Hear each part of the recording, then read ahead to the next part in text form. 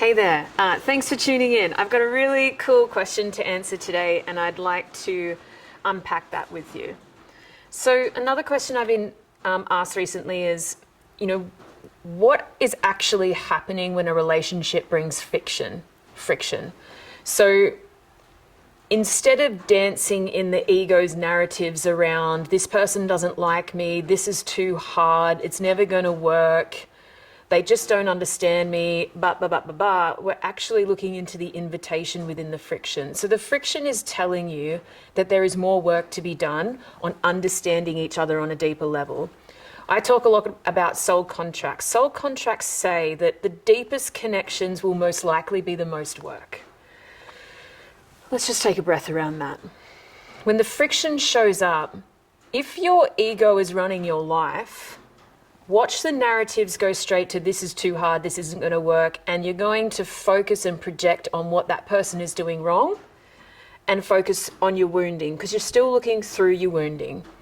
What we need to do with soul contracts is actually develop ourselves into the witness position, and that's basically about doing a lot of meditation, rituals, sitting in silence, etc., so that we can be invited into a deeper invitation, which says, I'm experiencing friction because there's something I don't know yet. There's something I haven't realized yet. There's something I can't empathize with. There's some part of me that is not drenched in love, it's drenched in fear.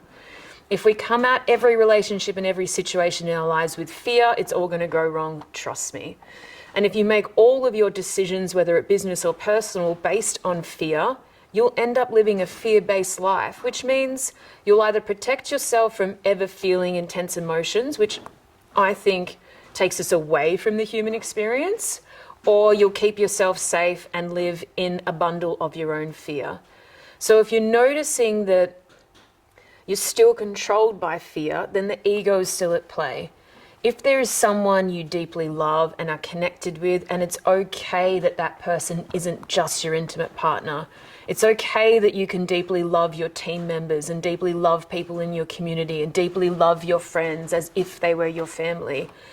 It's allowing all the programs about what it should be melt away and address what it is, and therefore what is the invitation. It doesn't negate boundaries. It doesn't negate that we still have to put on different hats for each other.